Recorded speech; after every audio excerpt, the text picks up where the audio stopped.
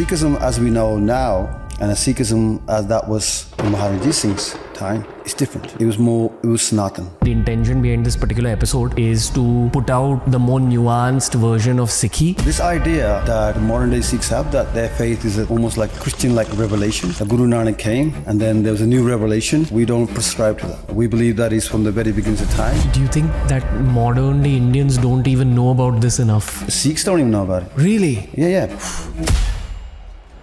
Probably all of India looked at the Sikh Empire as protectors in many ways. This Jyot has not just emerged with the Sikhs. So in every yuga, there is a Satguru. Satguru Raj Abjal Atal Ad Furmayo. So in that sense, Guru Nanak is seen as the same Jyot that was Krishna Maharaj. It's the same knowledge, it's the same truth. The martial arts you see now, they're exhibition arts. When the British came in, our culture was repressed. And as a consequence, Shastar Vidya was not only repressed and poisoned, it was persecuted.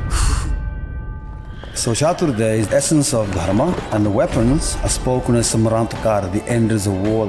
Shastar Vidya is all about Bhairav. Bandhata Sri Kal Bhairav, Mahapair, Rudra Bhairav, Jagtaguru. So Bhairav is the guru of the world. Our ancestors took this knowledge of Shastar Vidya and packaged them in myths. And that's how it survived over 1,000 years. Without our myths and our tales, we don't know who we are. What's more important, who you are or what you think yourself to be like? It's another episode of TRS that covers both Indian history and Indian culture. Gurudev Nidar Singh Nihang is a Nihang Sikh leader. This episode will shed light on what the term Nihang Sikh means in the first place. So if you're interested in the history of Punjab, the history of Sikhi, this is a very, very interesting episode. I also believe that there's a lot that Indian history will contribute to the future of our world. Shastar Vidya being one of the contributions. If you've enjoyed our history episodes, if you've enjoyed our episodes on Sikhi, make sure you watch this episode till the end. Very, very eye-opening perspective on the history of Punjab with Gurudev Nidar Singh Nihang.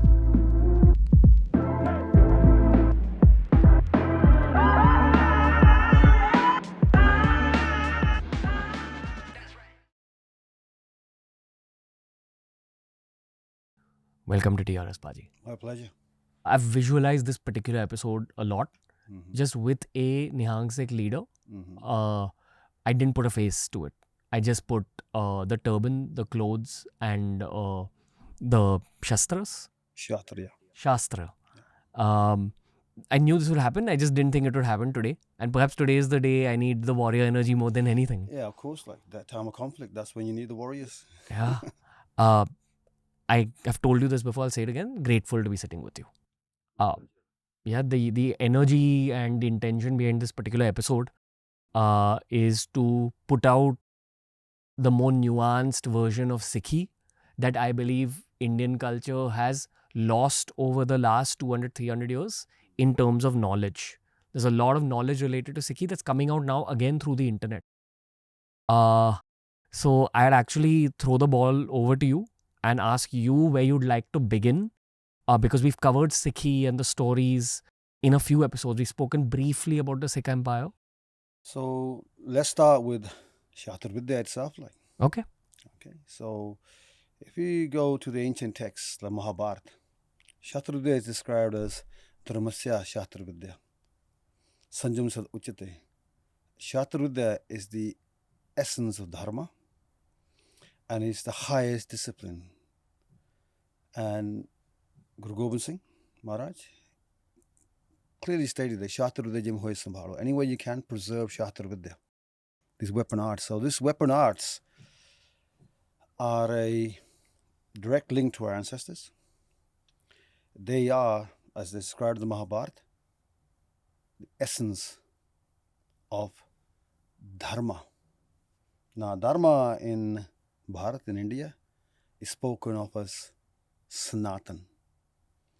So let's go into Sikhi now. So Sikhi emerged with Guru Nanak, and the previous podcasters were gone through all that. Then in times of Guru Hargobind, the sixth Sikh Guru, he got militarized after the martyrdom of the fifth Sikh Guru. Then we come to the times of Guru Gobind Singh Maharaj, and then the whole Khalsa nation was transmuted into a warrior nation. Now, after Guru Gobind Singh, there's a period of battles with the Mughals, the Persians, the Afghans coming in, and eventually Sikh kingdoms are established in the Punjab by late 18th century. And those kingdoms flourish. Maharaj Ranjit Singh flourishes.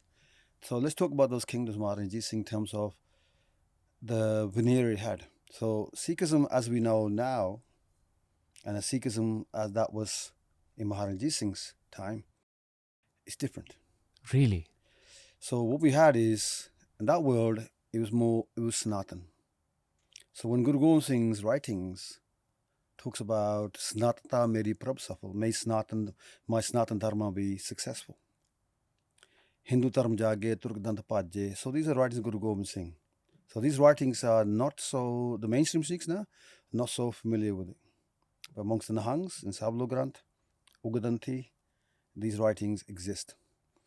So in terms of Maharaj Ranjit Singh, he was well integrated with the whole Sanatan world. So you have the Golden Temple. You have Maharaj Ranjit Singh gild the domes of the Golden Temple with the gold, but that's not the only place. The Vishwanath Mandir in Banaras, he also gilded. The Naina Devi, he also gilded. And thus he supported also all these temples and so on. He also contributed to a mosque, the Saneri Mosque, but he did not worship at the mosque like he did at those other places, especially the temples of Naina Devi, etc. so on. Maharaj Ranjit Singh's time, Sikhi, as I said, was integrated fully with the Sanatan Dharma. Let me give it from a martial perspective.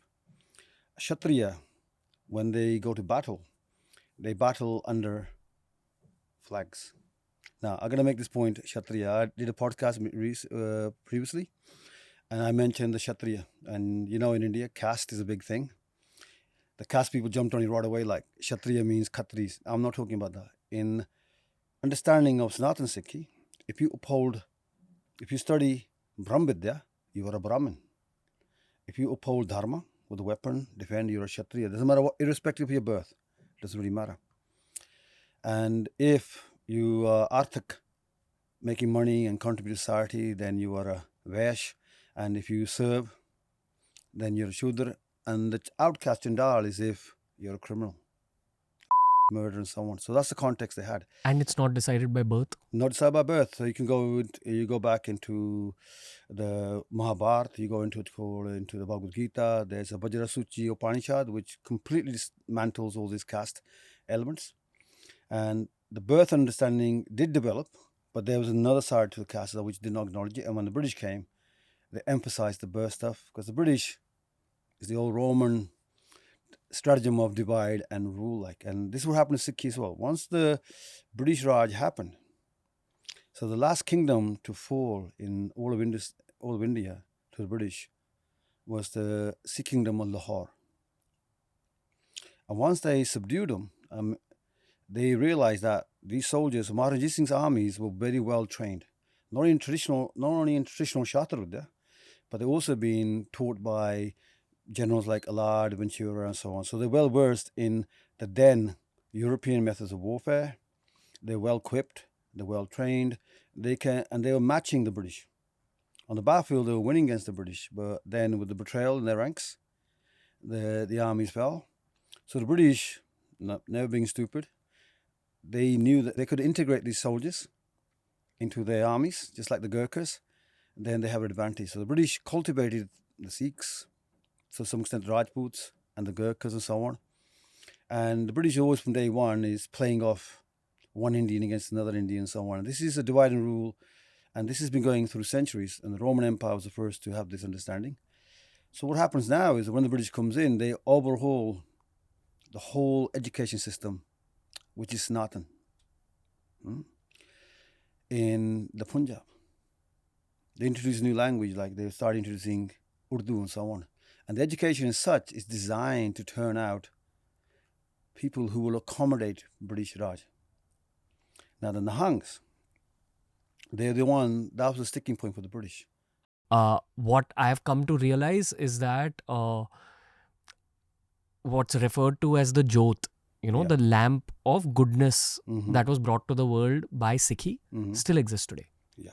And you feel that in the heart of almost all the Sikhs you meet today. There's a certain amount of goodness. I'm also adding a lot of modern day context to this whole conversation. So, of course, we saw the Sikh Empire at its peak with Maharaja Ranjit Singh, and that's its own very elaborate story. India as a region, the subcontinent as a region, was going through a very violent time in that phase.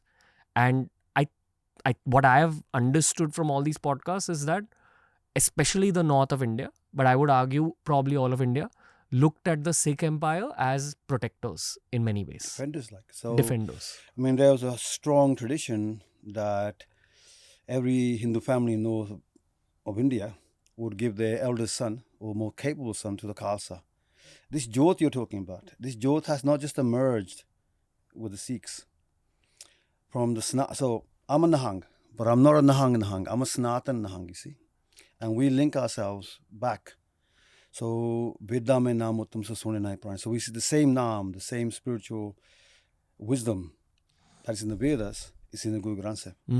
There's no distinction. Simon Shastar Vidya Puran, Par Brahma ka Karan Bakhyan. They speak of the same knowledge, the same wisdom, etc. and so on.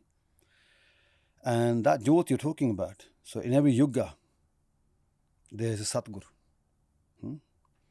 So in the scriptures, there's a Satyu Satguru Vasudev Baba Vishnu. So there's Vasudev in the Satyug, and he made you contemplate Vishnu. In Dwapar, Sri Hari Krishna, Aha Nam Chpave, in Trite, Sri Ramchandra Ji. So Kaljug Praman, so the word Praman, exactly the same way, is Nanak. And Guru Amardas, Ramdas, Angdev, so all the gurus are the same, like. So in the scriptures, in the Adi Granth, he actually tells you, like, Satguru Raj Abchal Atal Ad for Mayo, that the rule, the sovereignty of the Satguru it never goes away. It's Abchal. It's never removed. It's eternal, like. So in that sense, Guru Nanak is seen as, from Sanatan perspective, the same Jyot that was Krishna Maharaj, Krishna Bhagwan, Ram Bhagwan, and going back to the Vedas and so on. It's the same knowledge, the same truth. So I'll give you an example of this. I mean, so in Sikhism, when we do Ardas, we say our prayers at the end. We say, Nanak Naam Chardi Kala Tere Pane Sarbat Da Pala. So Sarbat Da Pala means, in the name of the welfare of all. We seek the welfare of all. You have the same wordings early on in the Upanishads. They speak of similar things like called Vasudeva Kutumbam, the whole world is a family. Sabut Hit Rata, engage in the welfare of all. So it's the same. I mean, I've written a book on this as well, like drawing. I've taken Guru Granth Sahib. I give him the framework of Guru Granth Sahib from Sanatan perspective, which is Vedantic and Vaishnav, and then linked it to the Vedas and the Shastras and the Purans and so on. So everybody can see that it doesn't exist. If your knowledge is Sanatan, that means it is eternal. It's from the very beginnings and so on. It won't change. There's nothing, this idea that the modern day Sikhs have, that their faith is almost like a Christian-like revelation, that Guru Nanak came and then there was a new revelation. We don't prescribe to that. We believe that is from the very beginnings of time, and the same message is coming along. And sometimes what happens over time is that message from the previous avatars and so on, as time goes by, it gets murky. People begin to misinterpret it. And that's the time when new gurus and satgurus emerge to basically just clear the mist. That's why they say, like, Guru Nanak Pragad Hoye and Miti Tund. So all the fog, the mist of ignorance faded away. So the earliest are I presume, the people who come to your show from Sikh, they're probably not from a Sanatan perspective. Like. So here, we're giving the other side of the coin. Other than Satpal Bhai. Well, he used to be a student of mine as well. Yeah. Mm-hmm. I'll start with a basic question. We spoke about Jyot. How do you explain Jyot in English? That's a very important question. English, I would say divine spirit. Essence of... It's the divine spirit. It's that spark of Brahm that shines in all. Like. Yeah. Which was passed down the 10 gurus. Not just... it's Kumtra, that Jyot underlies everything that there is in the universe and so on. It is just conveyed to us through the gurus. Like. So it's there. So if you reach Brahmavasta, you will, that Jyot's Prakash, we say, the light of the Jyot, then you will see it. Yeah. Then it's like I'm in a room and it's dark. Maya conceals and hides everything. Then in the dark room, we put a light on, and then we can see things. We can see things, what they are, the reality of the world. The Jyot is that Prakash, that light, that shows the reality light. That's what Jyot is. It's a divine light that makes us into Deva, divine beings. What is the Guru Granth Sahib for you? And has it changed over the course of your lifetime? The meaning within it, the essence of it? Guru Granth Sahib is the essence, it's the reservoir of spiritual knowledge. It is, from a Nihang perspective, it's almost spoken of as the fifth Ved, Panjama Ved. So all the wisdom, knowledge, and so on that was in the ancient texts, all the Rishi Munis. So in Guru Granth Sahib, you have writings of Bhakt Jayadev, who was a devotee of Krishna and so on in the 12th century. Then he goes to Guru, and then you have many bhakts throughout the centuries that's come there.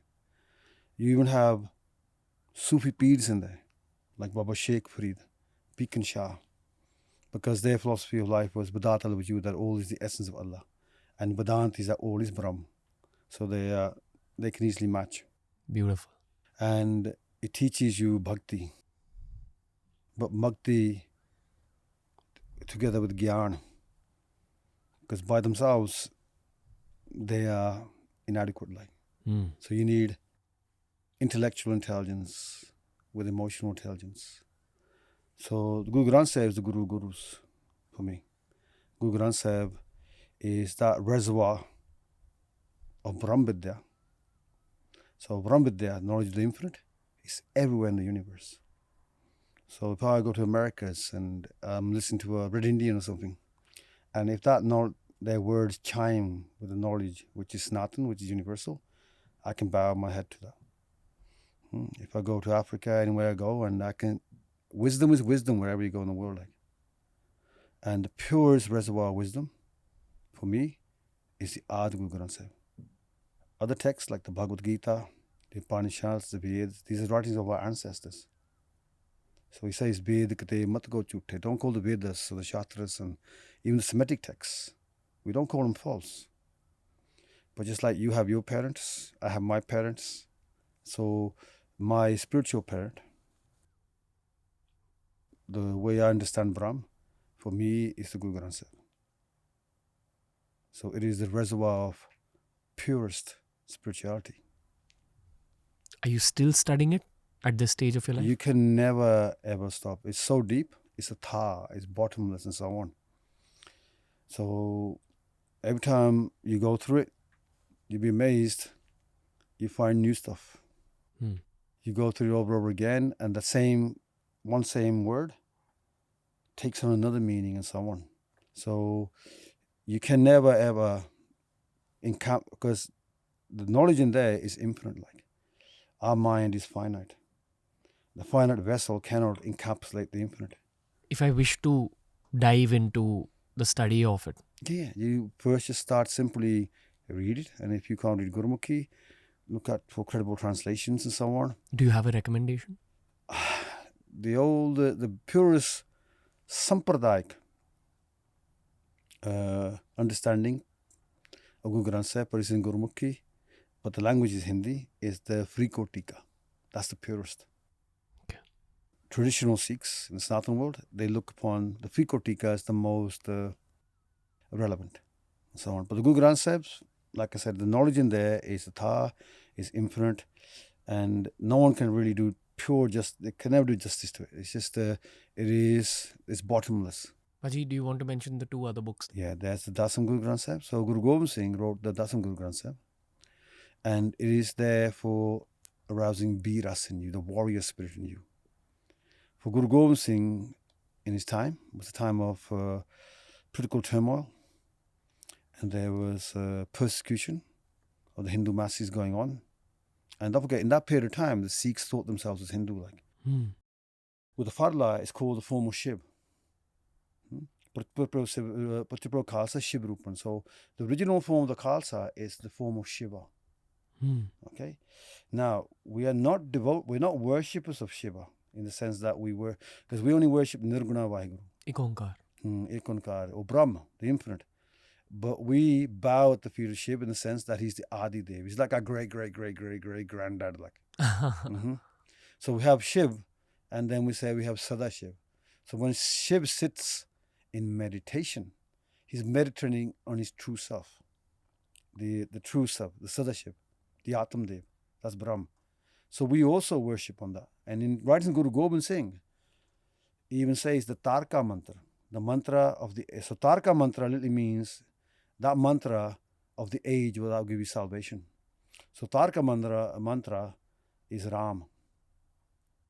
And Vaheguru, the Shabd we speak now, Vaheguru, if you look at the ancient texts of Sikhs, by Gadas and so on, Vaheguru is derived from the 4 letters of Vishnu, of Gobind, Hari, and so on. So in other words, it's the 4 names of Vishnu, like the first letters from them for each yug. That's where Vaheguru mantra comes from. This idea that Sikhs and Hindus emerges with the Singh Sabhas of the 2 schools. There's the Lahore Singh Sabha, and then there's the Amritsar Singh Sabha. So when the Christians came here with the British, they tried to convert the Indians to Christianity, etc. So on.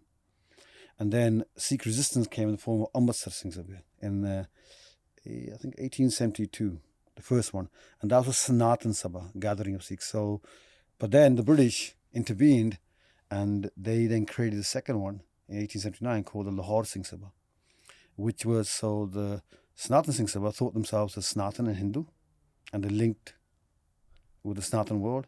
The Lahore Singh Sabha saw themselves as completely distinct from Hindus, and they have no understanding. So that's why when you go now on the internet and so on, you'll see the interpretation. So for us, if I say Ram, Hari, Gobind, Gopal, from a Sanatan perspective, I view them both from Sargun form and Nirgun form.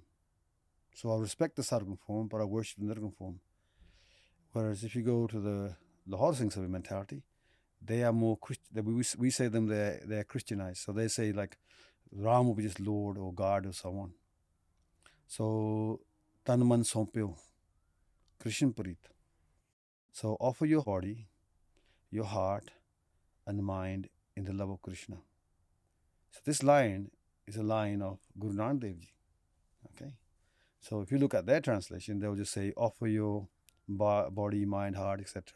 to the love of the Lord. Like, but we acknowledge Krishna in the Sarvan form, but it's Brahm form. So it's changed that way. So when the British came in, divide and rule, and you see throughout India, like those divisions are still here. Like the repercussions of those divisions, I would say, are still here. Yeah. This was 1872, you mentioned. Yeah. So Dasam Granth, up to this point, before the British came in, was universally acknowledged amongst all the Sikhs. And it's a martial text. When we say the word Nihang, what does that mean? And the second question is about the origin of the Nihang Sikhs. Okay. Um, Okay, so the word Nihang, you can take it from two different traditions. There's a Persian text called the Shahnama. And in there, the word Nihang literally means a crocodile. And a crocodile is described as being reckless.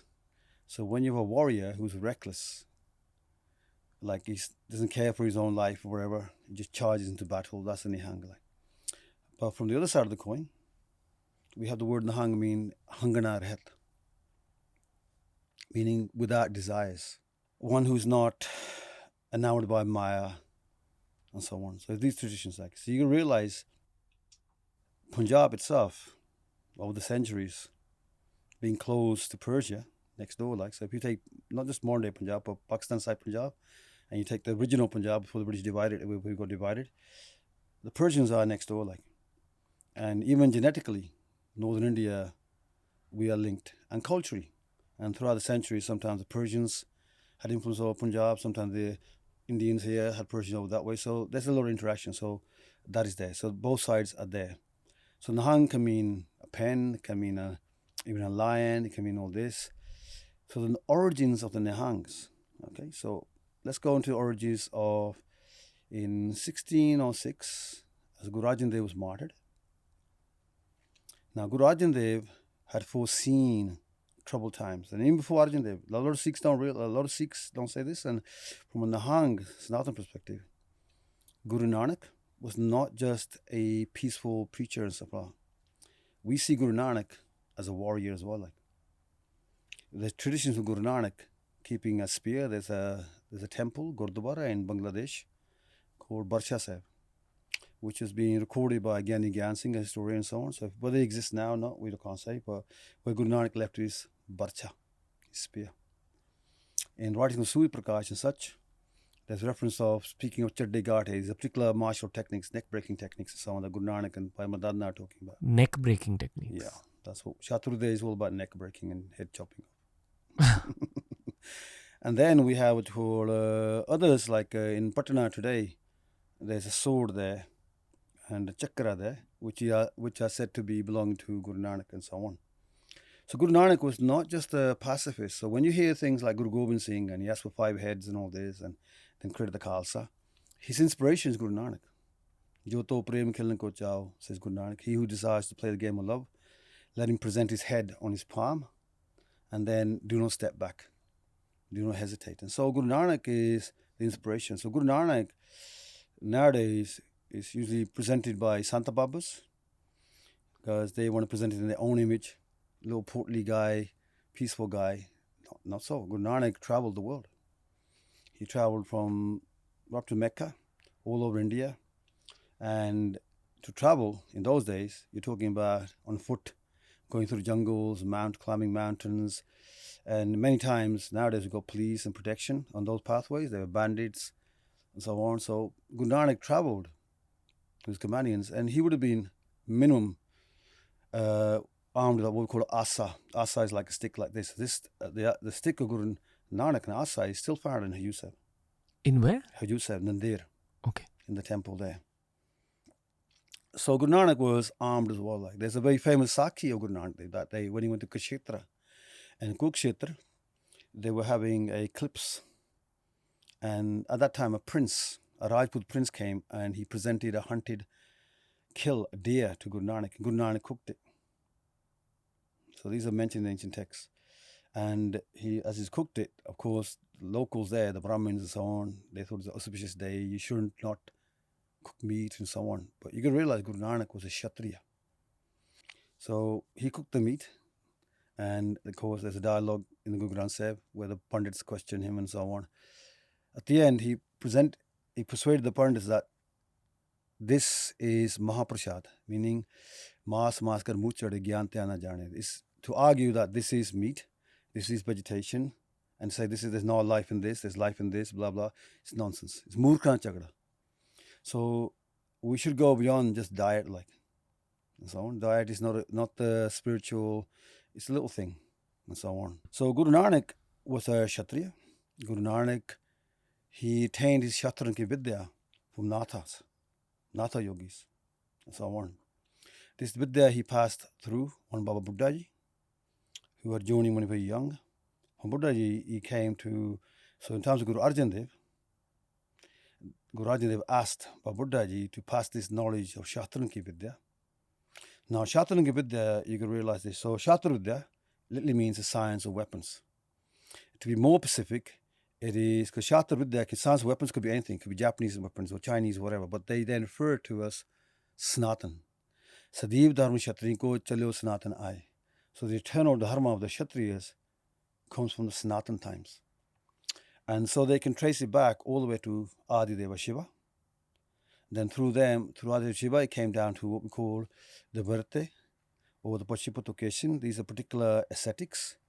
And the Virte were ascetics who traveled all over India. They mentioned the Vedas. And some of them were Shatatari. That means they adorned weapons, they're warriors, etc. and so on. And they also known as Pashupats. Shiv Shiv Uchita Rachita Pashupat Shumke Rang Rachita. So these Pashupats were devotees of Shiva. And they were devotees of Shambhu and so on. Shatranaki Vidya, as we understand it, is all from Shiva like. And when you first start, it's all about Bhairav. Bandhata Sri Kal Bhairav Mahapair Rudra Pairav Jagta Guru. So Bhairo is the guru of the world. So when they say Bandate, salutations, Bante Sri Kal Bhairo, the horrific form of death, Mahabhay, the great terror that is, Rudra Bhairo, Rudra means here primal fear. There's no one in the world, no human, no living creature who does not reflect on death. So death is the first guru. Hence, Bhairo becomes Jagta Guru. So this tradition coming down from the Pashupats, then through the Kapaliks are the Kapratar Babis. Nowadays, you see a Goris. There's sort of a remnant of them, not direct lineage. So the Kapratar Babbe, they eat in the skulls and so on, and they have all these esoteric traditions and so on. And there's even a tradition that they originally were hostile to the Aryans that came in. So they're non-Aryan. And thus they would sacrifice Brahmins and thus eat out of their skulls like. And thus, for many centuries they were hostile, but eventually they got reconciled. And there's a myth related with this, how they reconciled them as well. Like. But anyhow, as the Kapaliks then transmuted in time to Nathas. So you have Gorakhnath, Mashindranath, Gorakhnath, Natha tradition, and so on. And all those eating from skull and all this, those things was left behind in history and so on.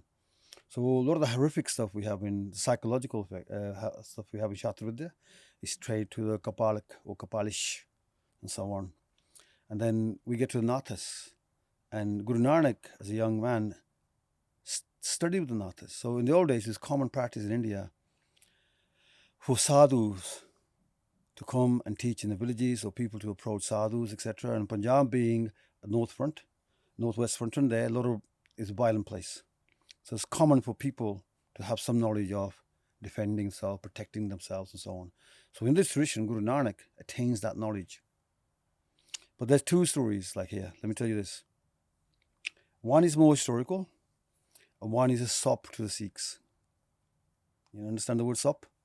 Just to win them over. Like, so in the early 1900s, because modern day Sikhs have the idea Guru Nanak is a guru, Satguru. He doesn't need to be instructed by anybody.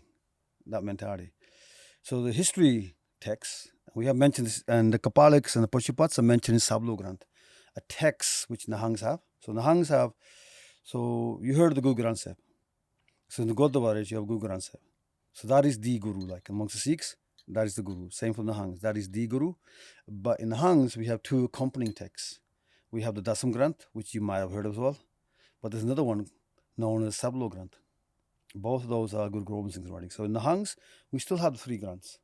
One time, you would have the Adi Granth in the Golden Temple. In the Akal Takht, you have the Dasam Granth. Behind the Akal Takht, you had a mausoleum of Baba Gurbakh Singh, a famous martyr.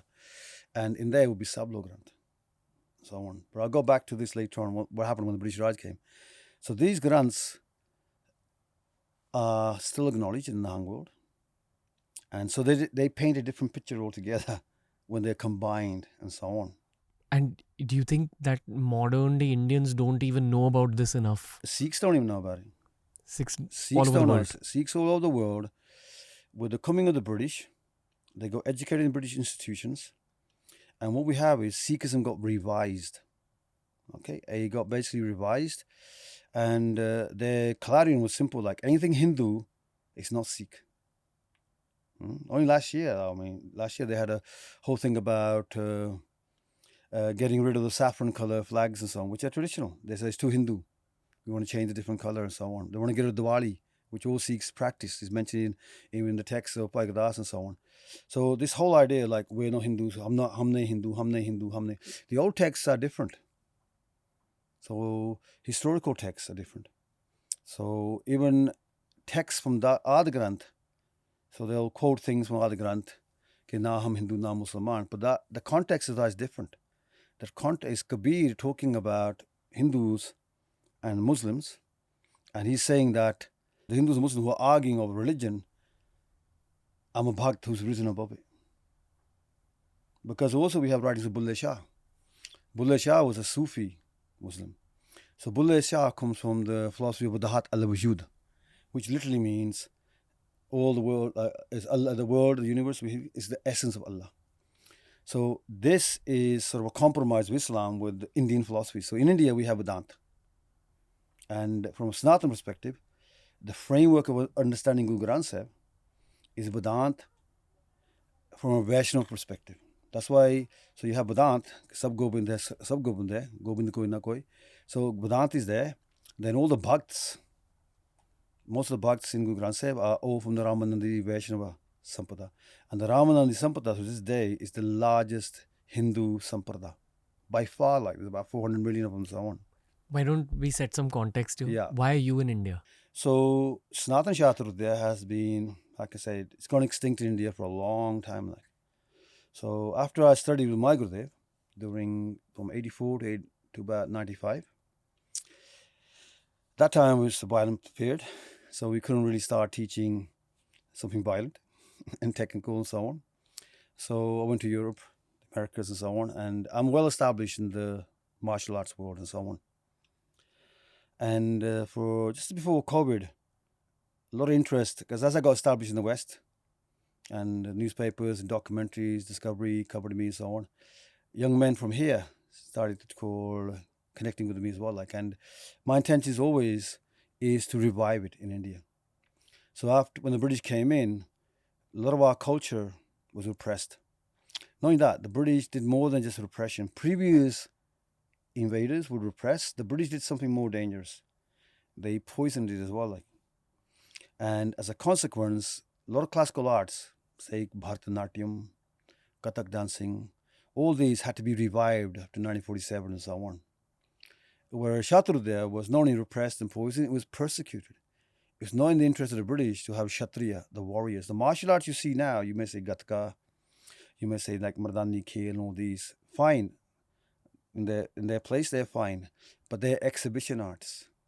They're not Jhatke ki Vidya. They're not there to kill you. So Shastar Vidya moves in the frame of a blink and half a blink, and its just purpose is just Chatka, kill, and so on. The history of Shastar Vidya is completely unknown.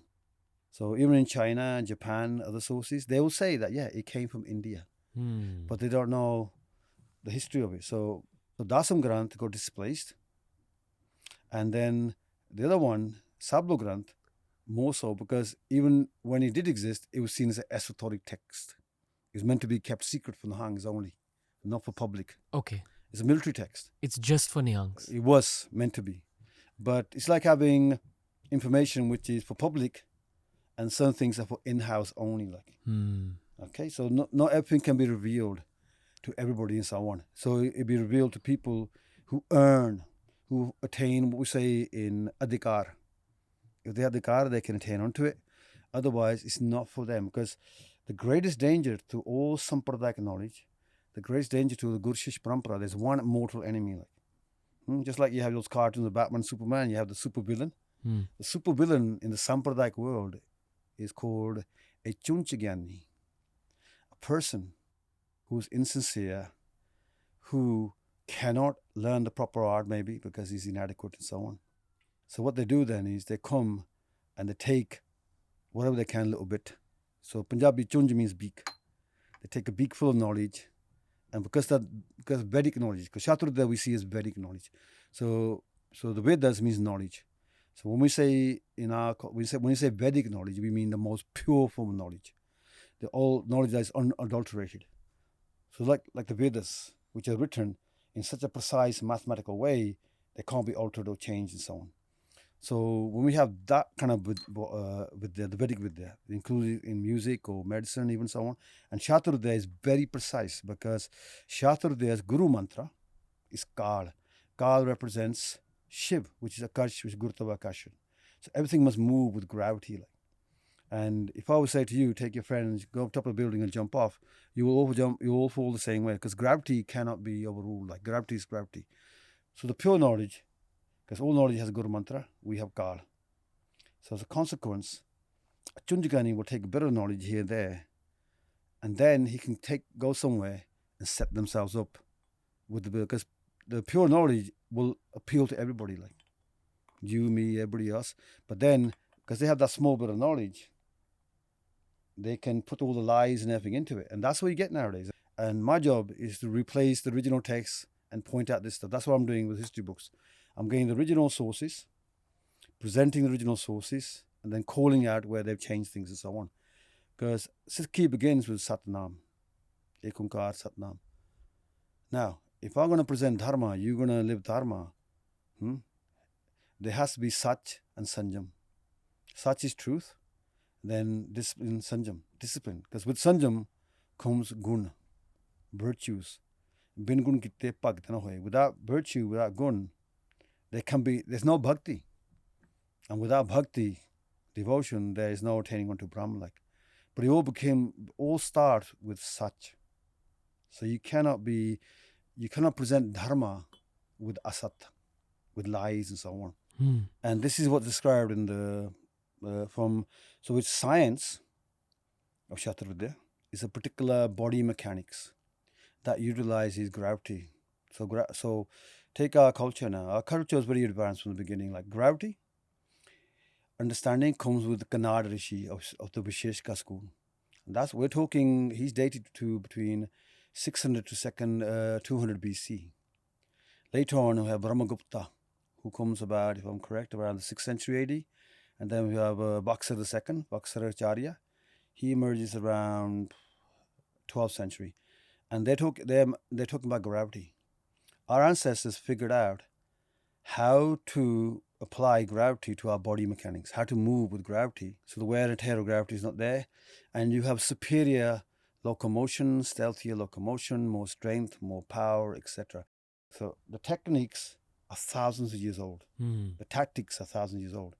So what our ancestors did was they took these myths, made them into a package. So if I'm going to take this phone here, I want to send it by post to, say, America somewhere, I need a big, nice, secure package so I can send it there. So our ancestors took this knowledge of Shastar Vidya and specific techniques and tactics. They then packaged them in myths. And that's how it survived all these thousands of years. So a lot of people now say, well, what's the relevance of myths? Without our myths and our tales, we don't know who we are. What's more important, who you are or what you think yourself to be like? Who's more real, you or the Devtas? The Devtas' impact is real. They've been impacting us for thousands and thousands of years. You and me, after we're dead, maybe our great-grandchildren may remember us, and our impact is going to be negligible. So Devtas, in terms of that way, is more real. So when you say reality, what is reality? Yehi drishti, sahi shrishti. As is your perception, so is your reality. If I draw a 6 here, to me it's a 6, to you is a 9. There, that way there. And further, so hypothetically you say, if you were born and you had none of your senses, you couldn't see, you couldn't hear, you couldn't smell, you couldn't taste, and you couldn't feel nothing, no pain, no nothing, do you really exist? So yehi drishti, sahi shrishti. So the Devte have never been said to be physical forms, but Devte are always mansik, they're meant, but they are real in impact. They're real in the sense that they inform everything about our culture, our histories, and so on. Now you realize Shastar Vidya is not seen, and these weapons are not seen as weapons. So Shastar Vidya is the Masya Shastra, essence of Dharma, and the weapons are spoken as Samrantakara, the enders of war. Okay? So Shastar Vidya discipline involves, apart from the physical exercises and building the body up for combat and so on, but we're talking about the major portion of combat is internal. It's not external. So you don't want to produce, okay, we give you all these lethal techniques, unarmed killing techniques and weapons and so on, and you have no discipline. You're going to lose your temper and get angry and end up hurting people. We're not teaching cooking or needlework. We're teaching lethal combat techniques. And as a consequence, in Shastar Vidya, the emphasis was on Dharma, always. To discipline the mind, the body, and the spirit, and the emotions, and so on. So that's why it's very linked with our culture. So it's seen as an aspect of what we call Naam. So the spiritual tradition in Sikhi is called Naam. Naam ke kar keval Naam. In the house of Guru Nanak, there's nothing but Naam. So in that sense, it's a spiritual tradition. Yes, and even at the end, they'll tell you, Hinsa Dharma Tyago, Khema Dharma Rago. forsake violence, they were thinking, adopt the dharma of forgiveness. Like, but if someone hates me out there, I'm not going to hate him. Because with hate comes karma and so on. And hate is usually born out of fear. And if you're afraid, you're a coward. And then according to Bhagavad Gita, you cannot be a Kshatriya. So we don't have to hate. We can understand, but we need to call like Bhairo, the fear of death. To overcome any fear, you need to understand it. So we're in the business of teaching you how to overcome fear, anxieties, worries. And this Shastar, the weapons, is sort of incidentally linked to it. Like, we're pacifists who can kill. The weapons are the physical manifestation of all the symbolic. It's dharma. Yeah. So in the Mahabharata, he tells you that in practicing Shastar Vidya, you stay rooted in dharma. I want to say a few things. Yes, Firstly, you can. there's many moments where I want to stretch out for a high five about many things that you're saying, because you're answering so many of my questions as well. Secondly, again, with episodes like this, as I said earlier, it's not me asking the questions or you giving the answers. There's something else. At the moment, it seems like we're just exploring where we're going to go, and eventually we'll get hold of. Then we can go on a particular journey. For me, the mission with this is to bring back Indian culture to the world stage, because I also feel that India has a role to play for the world. The world is in very... Honestly, I mean, for centuries, India was the shining light. Yeah. For 1,000 years, wisdom went from India to China, etc., so on. But we're also in a position where we need to fill our own glass right now. Definitely. But once you had the foreign occupation happening of India, like I said, a lot of our culture was poisoned. Our people turned against their own culture. A lot of the text was suppressed. A lot of the Vidya was suppressed. Now, Shastar Vidya itself has been confined to a few Nihangs that existed. So one guy, Saran Singh Bangru, who was hunted by the British for 30 years, he kept it alive. And that little Jyot passed down. But now we're in a position where India has, so after partition, India was barely surviving in terms of, more important was to feed ourselves and so on. But now India is arising. Cultural awareness arising, sense of pride in our history and our traditions there. I mean, at the same token, there are a lot of, pogis acting as yogis and a lot of ridiculous stuff coming about as well. But we need to bring the actual essence of our Sanatan culture, history, traditions to the forefront. So, as I said, Bharatanatyam, Kathak dancing, all the classics, they were there and they were revived. So I'm on the mission of simply what Guru Gobind Singh said, to revive this. And Shastar Vidya itself is, in the Nihang tradition, we say this. We say the Shabd Guru, that's the Guru's instruction, is the Atma. The Khalsa, who keeps all the traditions. And these traditions, the way I'm dressed, symbolically, for instance, this is the arrow that represents Ram. That's a Turhu of Shiv here back there. And this is the Naga of Vasukhi.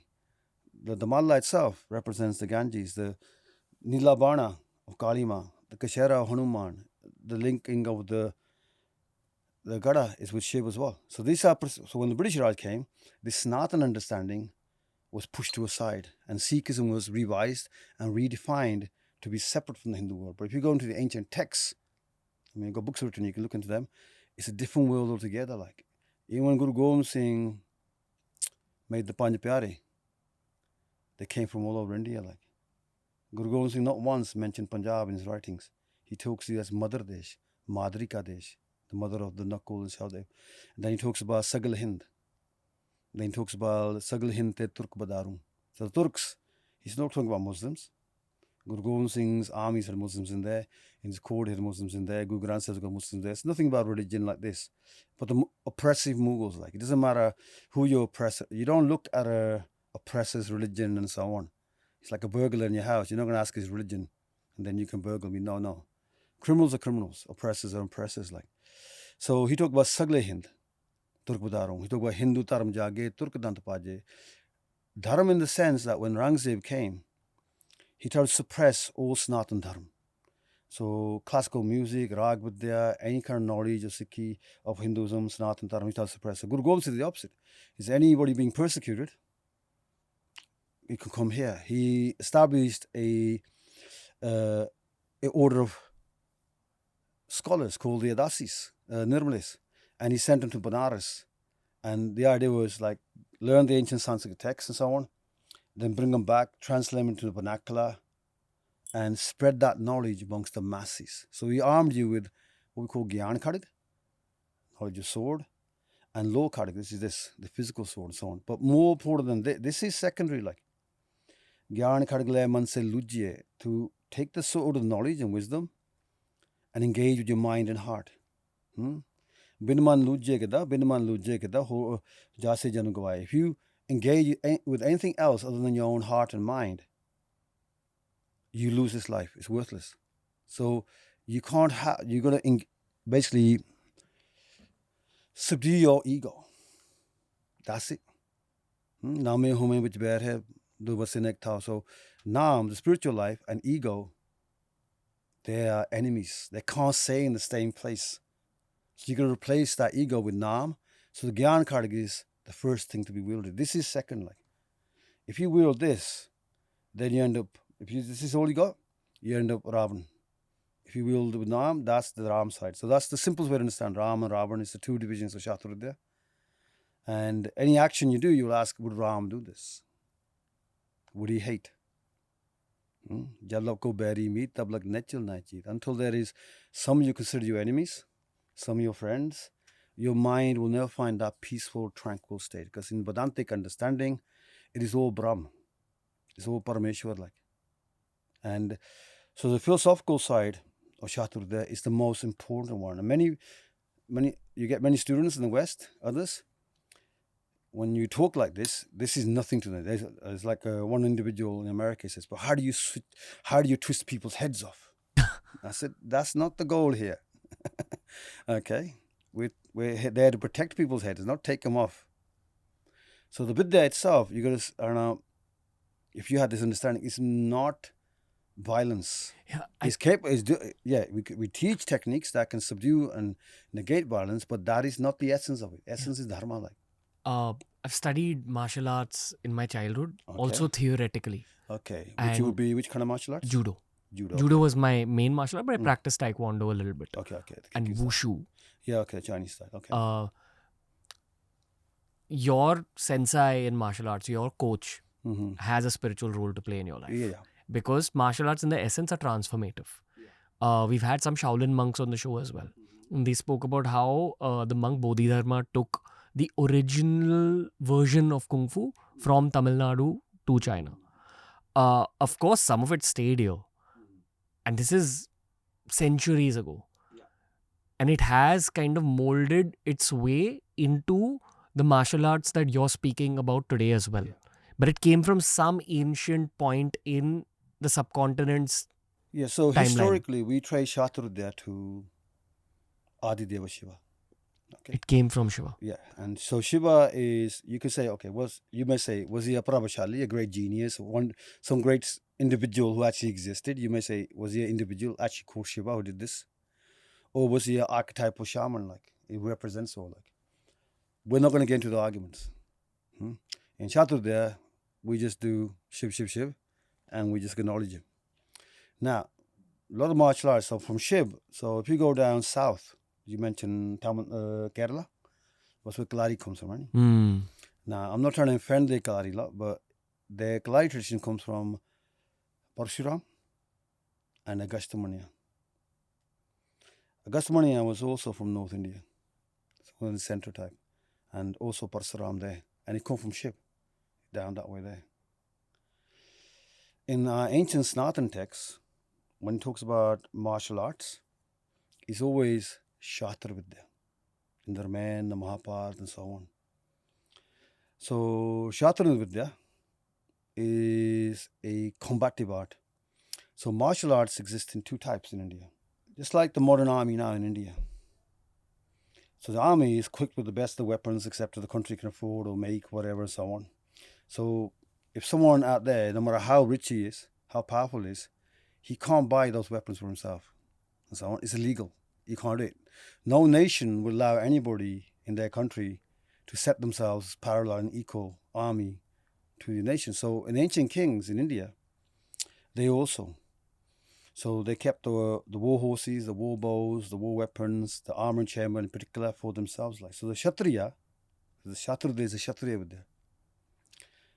It is for the ruling classes. At the village level, they had village level arts, which are known as Lakdabaji and so on. And in time, things like Gatka emerged, and Gatka's origins is from Uzbekistan, Turkmenistan. Gatka is Turkmenistan, Uzbekistan. It's a martial art in the Punjab. You see them.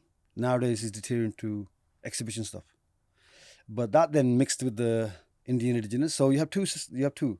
Just like you have Ragavidya, the classical Shastriya Sangeet, and then you have village folk music, right?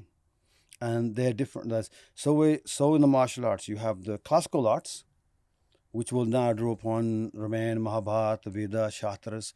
So in Agni Puran, it talks about Skandagat, locomotion with shoulders. Because when we move in Shatrudya, we spill our body mass with gravity. We don't push off the ground. We don't turn our hips.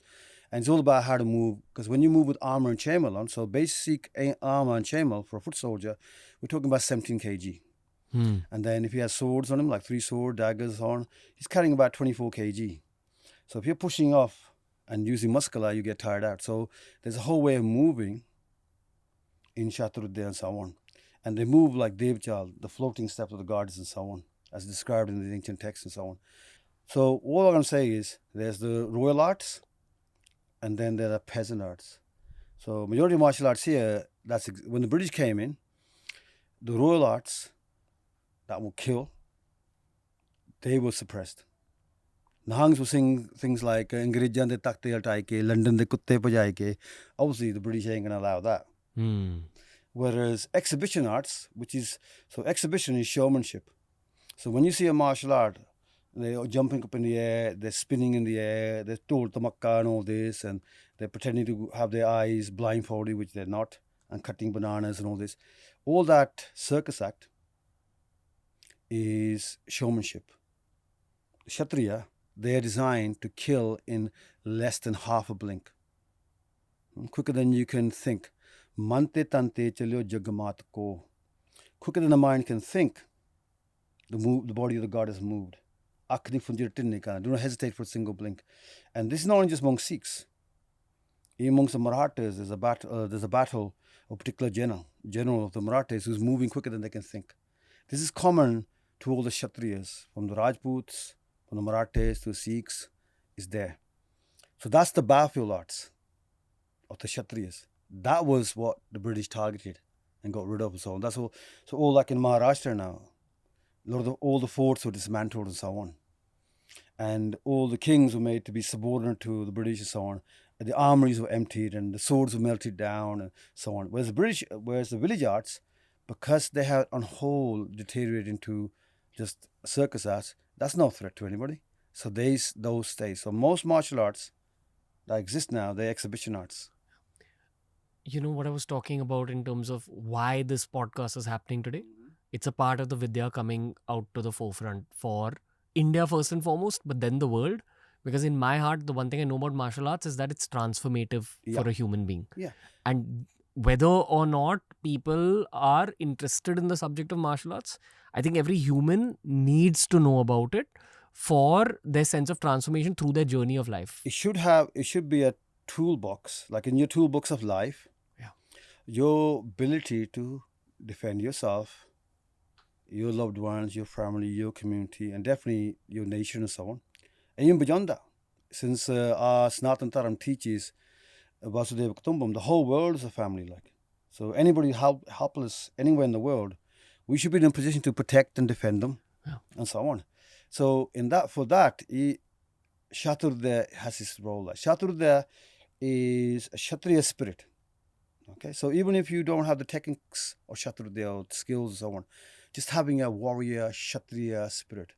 So in our culture, so like in Maharashtra, you have the great Chhatrapati, then Rana Pratap, Rana Sangha in Rajasthan, and then Guru Gobind Singh, Guru Hargobind. And throughout India, we have all these fantastic, these legendary, Pujnik Kshatriya, and they were all dharmic as well, like in the sense of dharma, they uphold dharma, they protect dharma, because Shatrudya from ancient times is linked with dharma, because if you divorce Shatrudya from dharma and it becomes adharma, then you end up with like what Ravana is. This has been missing for a long time. I go abroad now. When I go abroad in America, Europe, where I teach, they think of Indians as clever nerds. They always think of Mahatma Gandhi like. Okay, so fine. Mahatma Gandhi has his place and space in our culture and so on. But so do the Kshatriyas like. Who guarded and protected dharmas. And the Kshatriya tradition is right from the Vedic times and so on. Originally they were known as Rajan, and they were selected from the different from amongst the Aryans, and then they eventually became the Kshatriya, the Kshatratar. So Kshatriya comes from Shatra. Shatra is a parasol that used to be on a chariot. In those days, they didn't have any suspension and stuff. So the chariot would jump up and down. So what the warriors used to do was, so they have a parasol, a pole, it's protected from the sun, of course, but also from arrows coming in. But they would hold the parasol pole, wrap their legs around so they can be stable and shoot arrows and so on. Wow. So that kind of stuff came in. So this is more the historical side of it. So the Kshatriya... How do you know so much? Because I had a Gurudev, my Gurudev had a Gurudev, and his Gurudev had a Gurudev, and the knowledge is going all the way back. And then we had a Guru, Gobind Singh, who explored all these texts and so on. You're shooting it forward. Yeah. So what we is, so this is a Sampradayic knowledge, a traditional lineage. So the most ancient way of teaching in India is the Guru Shishya Parampara. So I had a Gurudev, my Gurudev had a Gurudev, and so on. Can I become a student of yours? Not my student, like, okay? I'm just an individual, like, student of the Vidya, like. That's what you need to come, like. You need to become a student of the Vidya, like. So in our Nihang tradition, especially our Khada, so the Khada I represent is Baba Darbar Singh Khada. So Baba Darbar Singh Sood was a Rajput, and he's a warrior of Guru Gobind Singh's time, and this is a particular school he started in 1661 that I belong to. That's the lineage I have, like. But we never say, like, my student, because there's no vyaktigat, if you know, individual worship, like. Okay, that's the worst thing you could do, like. You become a student of the Vidya, of the Shabd. And I'm just there to guide you through it. You're the medium. I'm the medium. I'm just a conduit to the Vidya. I am not, you don't become my student. Where are you based? Where will I have to? At the moment, so Nihangs in the Punjab, like us, they are Chakravarti. All over.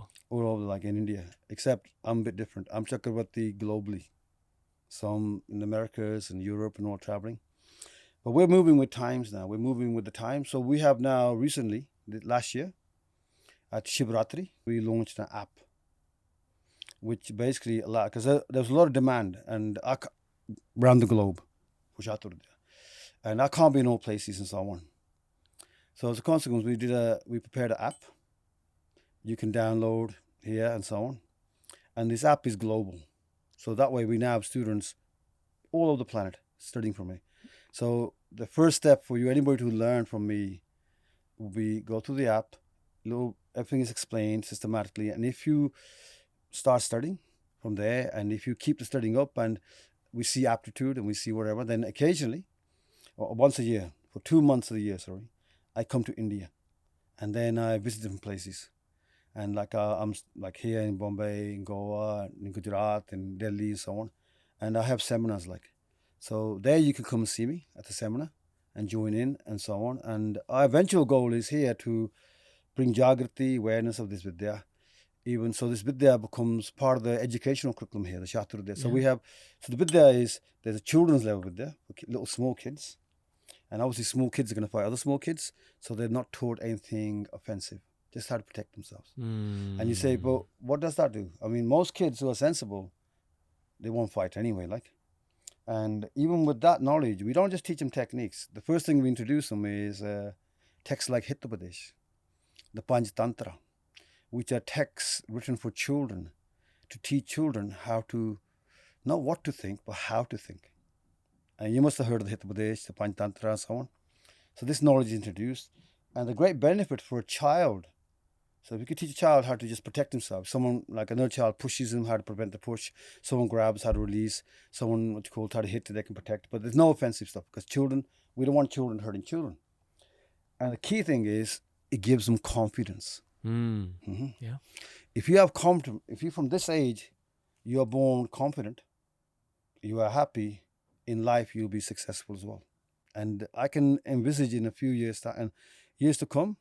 So I'm trying to endeavor to build a kada here in India, get this vidya permeate throughout India, and use this as soft power for India, Bharat as well, conveying all this history, culture, philosophy, and so on. And in doing that, eventually, we're looking to build something at the foothills of the Himalayas and so on. Wow. Just detach. That's it. Wow. Peace. It's that the sannyas. So I'm working towards sannyas. So at the moment, 58, I'm in my what you call Banaspat, like in the jungle teacher type stage now. And my Gurudev even told me, like, when you're young, he said, no one's going to take you seriously until you get white beard, hair, and all that, and so on. Like this young man here bringing me up the stairs, he's thinking, I can't climb the stairs, like, because I have a sword sing here. And this is known as, we named the weapon, this one. It's called sword sing, the Punisher. But his actual description is Akaldan, dispenser of wisdom. So it's not a walking stick. It's a dispenser of wisdom, like, and so on. But as we get older, so my is Gyan, Dhyan, now the Varag state. So you leave this world, this Jamila, all this, and it's difficult nowadays with all the internet going on and all that's going on, and people are engaged so much, to become detached in the sense that we're focused on Brahma. Like. So they speak of, the great yogis speak of Riddha Siddha Avarasad. So Riddhiya and Siddhiya, the miraculous power the yogis claim, is Avarasad. It's like it's something that is foreign, it's alien. We don't want this. So even like a desire for, like, your karma is born of Ichha, or desire.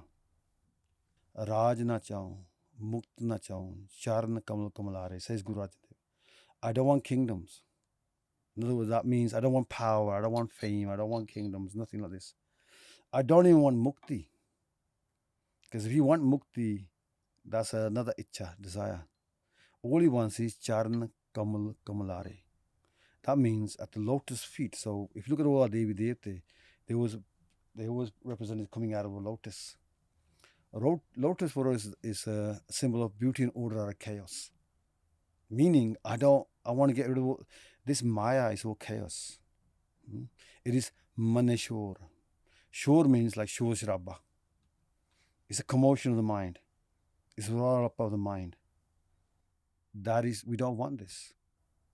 What we want is Charnakamal. That means siding at the feet of Vaheguru, Brahm, a state of peace and tranquility, and merging. Our destination is Brahm, like, to attain onto our infinite self. And then what he means by attaining to infinite self, we ourselves become infinite. But it is a state of Sat, Chit, Anand. I think that every human should be given that opportunity to transform regularly throughout the course of life. And probably, I mean, now that we've been speaking for like an hour, I'm able to articulate this, but the selfish motive for me with this episode was opportunity to begin the transformation. Like Kima, like Guru Gobind Singh, when Shaturday ends, like all Shaturday is learned, and you're about to give your Guru Dakshina at the end, which is a pledge not to abuse the art and so on. The final lesson they say is Krodh Navar, Dayaman Lavo, Hinsa Durmat Tyago. So that means forsake violence, Krodh Navar, Dayaman Lavo, adopt compassion in your heart. Because the root of all dharma is compassion, the root of all sin is ego. Krodh Navar, Dayaman Lavo, Hinsa Durmat Tyago. So violence. So I do Shaturya. And someone throws punches or kicks at me, whatever, I'll break arms, legs, whatever. But I'm not doing it consciously. It's because the training is so much. So think like this. Your eyes, they react at what's called 0.25 seconds. That's the speed they react at. Anything you see, 0.25 seconds. Your ears at 0.17 seconds. Your touch, sparsh, is 0.15 seconds. Your thought speed is between 0.15 seconds and 0.2 seconds. In Shastar Vidya, we move at 300th of a second, 150, 300th of a second, a blink and half a blink. So it's quicker than the mind can think. So when I react to someone, we want to make it should be when you're a small child, like, you have to explain things to them. So if a child thinks, I'm going to steal that, this, you have to explain to them, no, this is wrong, you shouldn't do this is the consequence of this. But now as you get older, so tradition says Nihangs, by the age of 40, you should learn from your mistakes. Now from my perspective, you're still a young lad, like, and you're learning, like, and then when you get older, it should be just a reflex action. So a reflex action is 0.08 seconds. So the idea of stealing, that shouldn't even occur to you, like, because you know this is wrong. This is right. So the reflex action is that way. So Shastar Vidya teaches hinsa durmukti. So no violence. So when we engage, you may think, well, would you have to get angry? Do you have to like grit your teeth? And no, we smile. We're nice. We're not kind, but we're nice. And then when the battle begins, it's done all in Sahajvasa. So Guru Gobind Singh said, Hinsa durmat tyago. Durmat means evil thoughts, evil thinking, and so on. Tyago. And then at the highest level, Krodh Navar Deman Lao, Hinsa durmat tyago. Ekman hoy pajo Narayan. With one thought in mind, pajo Narayan, the warrior within you. Okay, so from a Sargun perspective, Vishnu is the ultimate warrior, like in Sargun form. And then Mahavishnu is the Nirgun form. So as a Sanatan Sikh, whereas we acknowledge Brahma, Vishnu, Mahesh, all the Sargun Devte, we fully acknowledge and accept. But we only worship the Nirgun. So Nirgun is their true form. Omnipresent. Omnipresent, all plays a Brahm. So Brahm, Vaheguru we call it. So we worship. But even the word worship in Sanskrit is the word puja. The word puja means satakar, means respect. So we respect them. And Nirguna worship, from our understanding in Nihang understanding, is simple. It's so simple, you will think, hang on a minute, this is too simple. Man bachakaram, in thought, speech, and action, to seek the welfare of all. That is there. So at the end, Guru Gobind Singh says, Krodh Nava, Deman Lao, Hinsa Dumtago, Ekman Hoipa Junai, Khima Dharma Rago. So Khima, forgiveness, that is the Dharma you adopt. That's the highest Dharma.